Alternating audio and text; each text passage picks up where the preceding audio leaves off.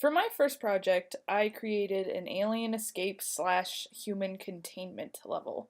One of the big successes of this project was finding how to have the collision and destroy effect work for the alien. It was something I really wanted to achieve since the alien was escaping, and it worked out pretty well. Another big success was having so many scenes and changes depending on the storyline. An improvement that I'd really like would be to have the human be able to enter the room at specific items exclusively. I didn't want just a key press, I only wanted the key press to work when the human was interacting with the door, or vice versa for the alien.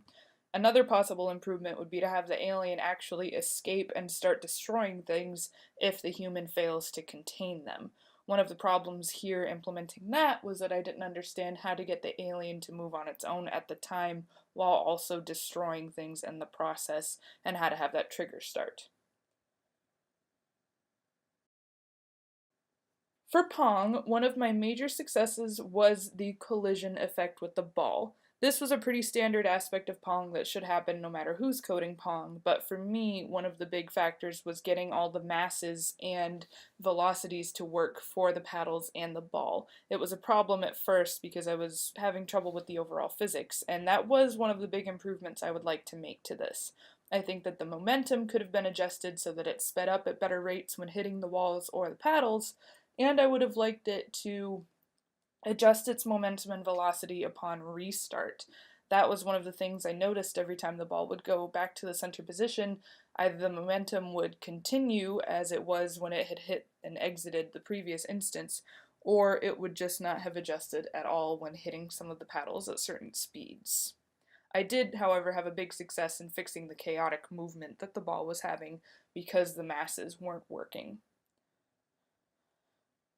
For Project 3, one of my major successes, and probably the biggest thing I was proud of in this entire course, was getting the movements and triggers to work for the monsters.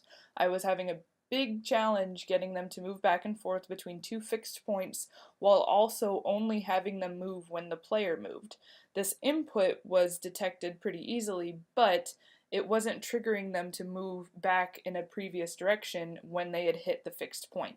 I actually used invisible boxes to set this collision while keeping the boxes small enough so they wouldn't interfere with the player. One of the biggest improvements I would like to this would be an actual fight mechanic.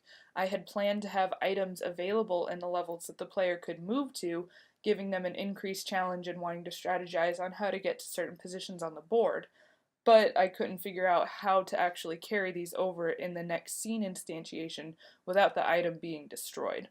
It's something I'd like to work on in the future, and it was closer to my original vision of this project, but I'm still really happy with how it turned out.